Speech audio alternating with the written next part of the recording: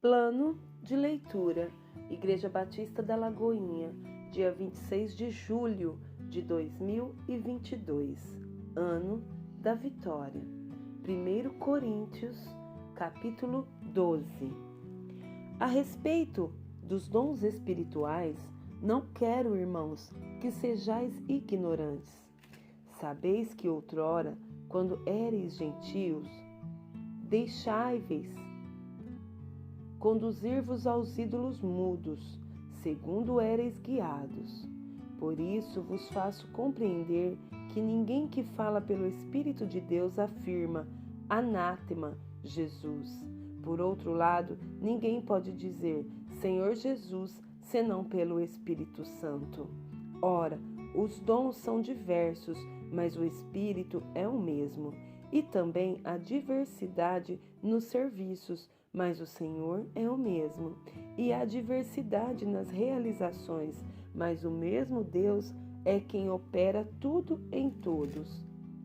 A manifestação do Espírito é concedida a cada um visando a um fim proveitoso, porque a um é dada, mediante o Espírito, a palavra de sabedoria, e a outro, segundo o mesmo Espírito, a palavra do conhecimento, a outro, no mesmo Espírito, a fé, e a outro, no mesmo Espírito, dons de curar, a outro, operações de milagres, a outro, profecia, a outro, discernimento de espíritos, a um, variedade de línguas e a outro, capacidade para interpretá-las.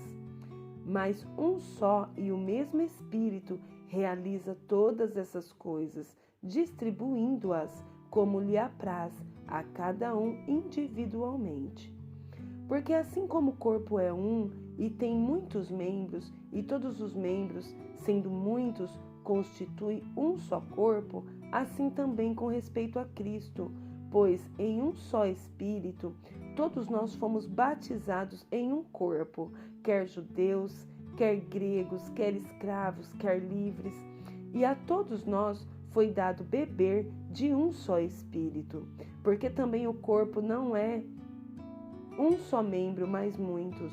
Se disser o pé, por que não sou mão? Não sou do corpo, nem por isso deixa de ser do corpo.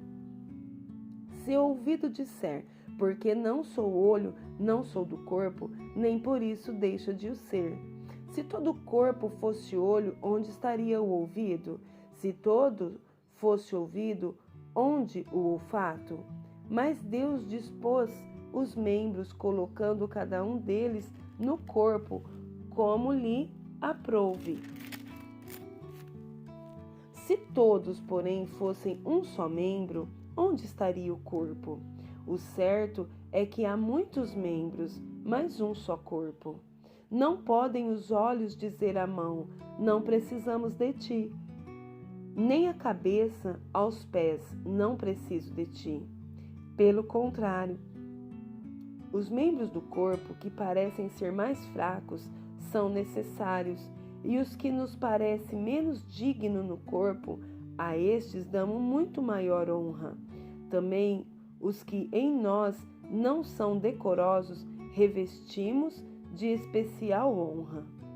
Mas os nossos membros nobres não têm necessidade disso. Contudo, Deus coordenou o corpo, concedendo muito mais honra àquilo que menos tinha.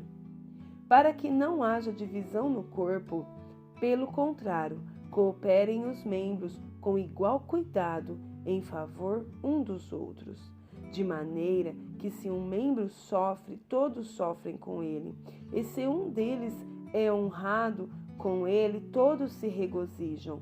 Ora, vós sois corpo de Cristo e individualmente membros desse corpo.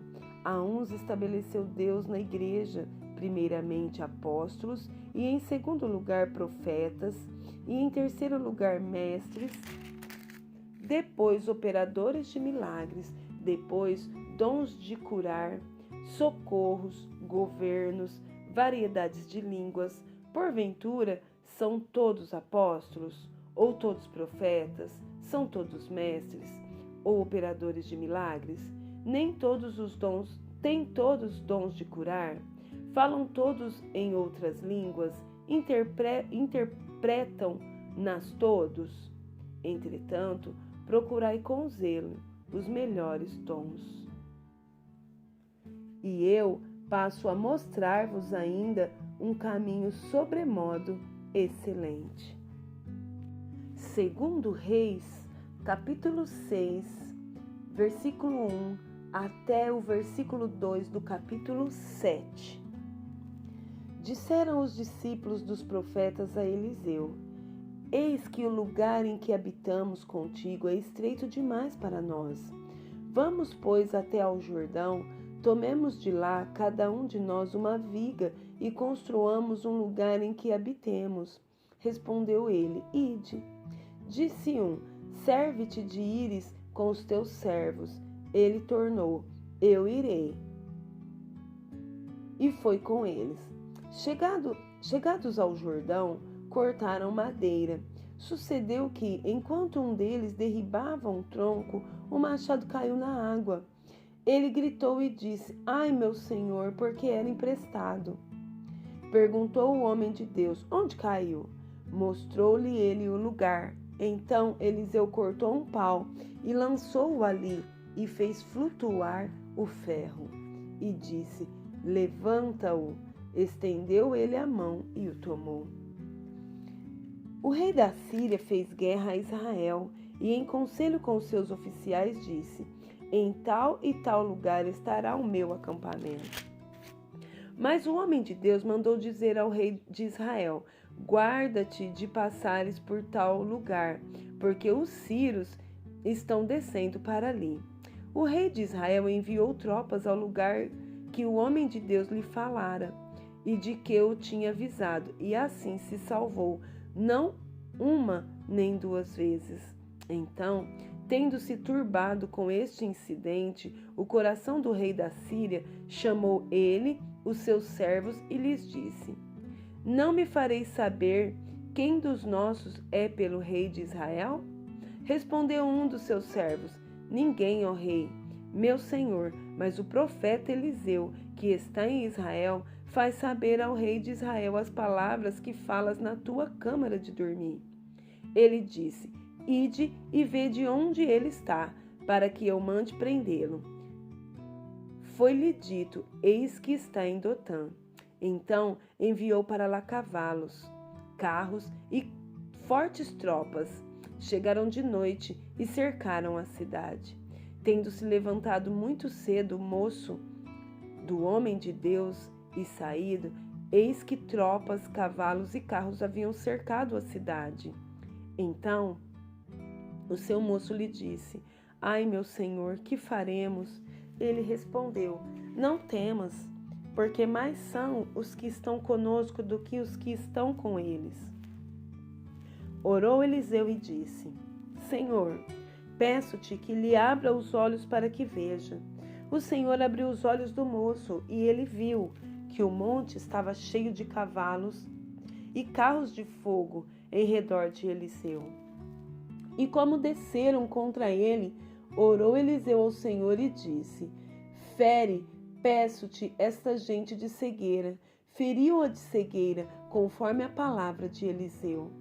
Então Eliseu lhes disse: Não é este o caminho, nem esta a cidade. Segue-me, e guiar-vos-ei ao homem que buscais. E os guiou a Samaria. Tendo eles chegado a Samaria, disse Eliseu: Ó Senhor, abre os olhos destes homens para que vejam. Abriu-lhes o Senhor os olhos e viram, e eis que estavam no meio de Samaria. Quando o rei de Israel os viu, perguntou a Eliseu: Feri-los-ei? Feri-los-ei, meu pai? Respondeu ele: Não os ferirás. Fere aqueles que fizeres prisioneiros com a tua espada e o teu arco. Porém, a estes manda pôr-lhes diante pão e água para que comam e bebam e tornem ao seu senhor.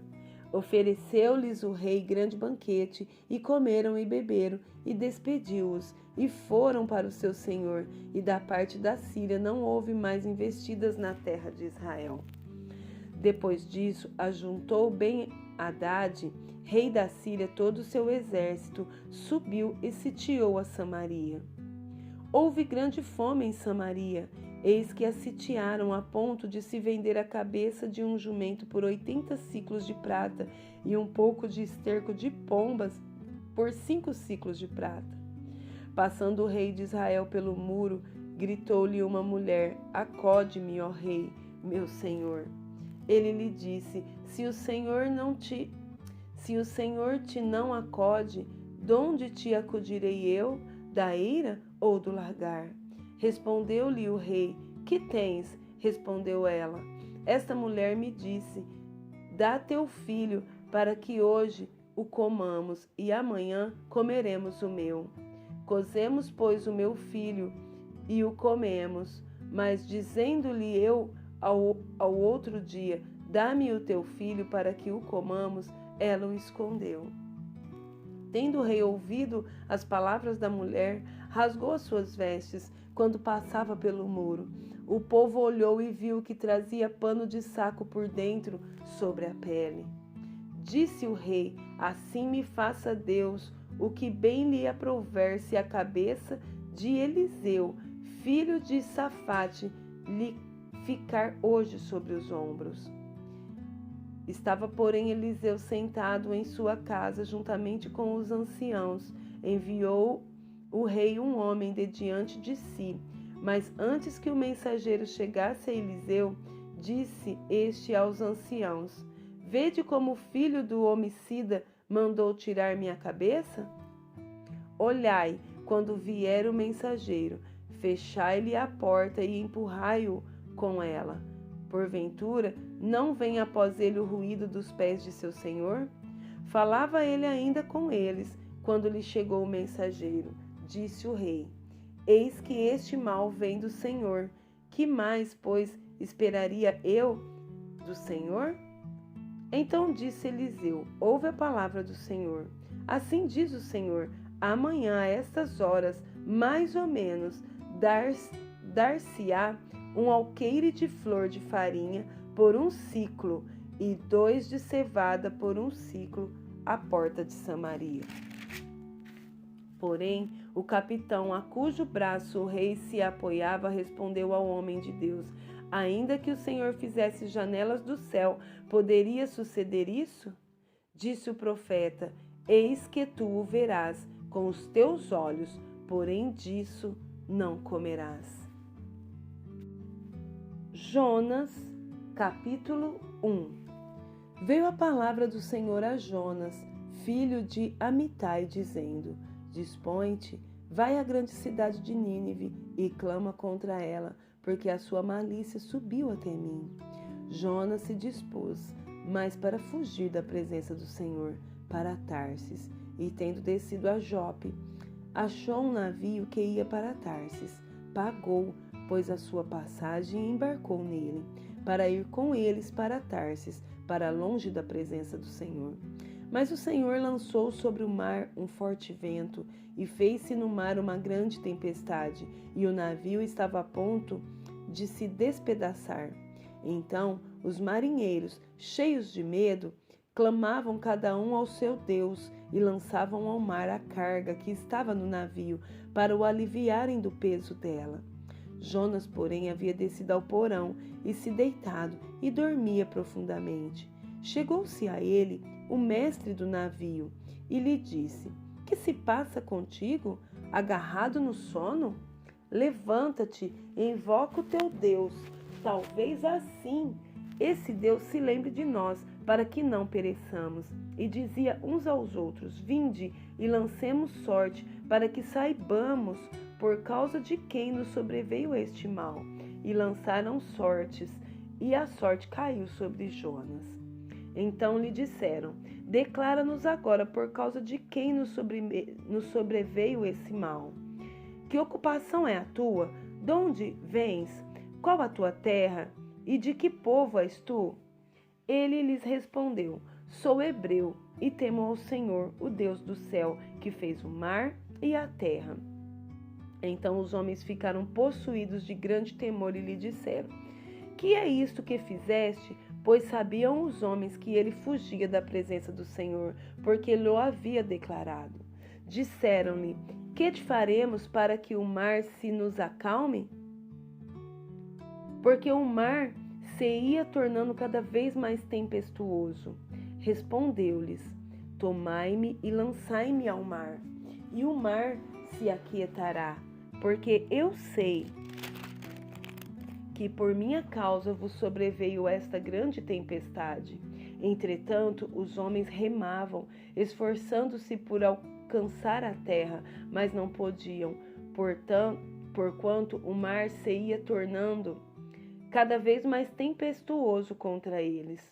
Então clamaram ao Senhor e disseram: ah, Senhor, rogamos-te que não pereçamos por causa da vida deste homem, e não faça cair sobre nós este sangue. Quanto a nós, inocentes, porque tu, Senhor, fizestes como te aprouve.